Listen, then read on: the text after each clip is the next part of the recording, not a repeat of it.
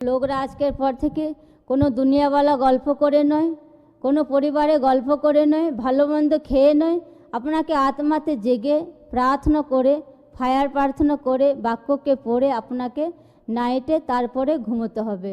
আপনি যেদিন যেদিন প্রার্থনা করবেন না, যেদিন যেদিন বাক্যকে পড়বেন না, সেদিন সেদিনই দুষ্ট আত্মা আপনার জীবন পরিবারে অ্যাটাক করবে।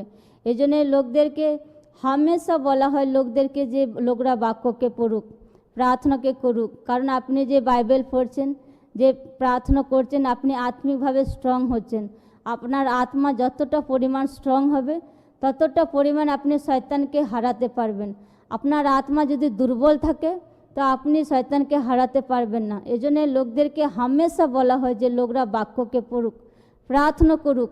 কারণ আপনি যেন শয়তানকে হারাতে পারেন, যেন আপনার জিত তো আছেই, আপনার সাথে সাথে আপনার বাচ্চা পরিবারের লোকদেরও বড় জিত, বড় জয়কে আপনি দেখতে পারবেন। সকলে বলুক আমেন। তো লোকরা আজকের পর থেকে তারা নাইটকে প্রার্থনা করুক, বাইবেলকে পড়ুক।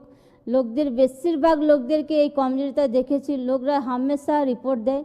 তো লোকরা বলে যে আমি ঘুমিয়েছিলাম, দুষ্ট আত্মা আমার জীবনে অ্যাটাক করেছে, আমি এটা স্বপ্ন দেখেছি, আমি ওটা দেখেছি, আমাকে এরকম দুষ্ট আত্মা অ্যাটাক করছে। লোকদেরকে জিজ্ঞেস করা হয় যে আপনার যে জীবনে যে দুষ্ট আত্মা এত অ্যাটাক করছে, আপনি সেটার জন্য কি করেন? প্রার্থনা করেন, উপবাস করেন, বাইবেলকে পড়েন? না, আমি তো কিছুই করি না, আমার তো প্রচণ্ড পরিমাণে ঘুম পায়।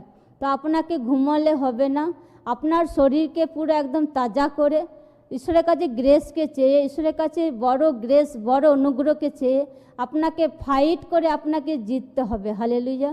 আপনি যখন দিন প্রতিদিন নাইট প্রার্থনা করে যাবেন, বাইবেলকে পড়ে যাবেন, ঈশ্বরের একটা স্পেশাল দয়া, স্পেশাল অনুগ্রহ, স্পেশাল অভিষেক আপনার জীবন পরিবারের চারো দিশাতে দেবে ঈশ্বর। সকলে বলুক আমেন।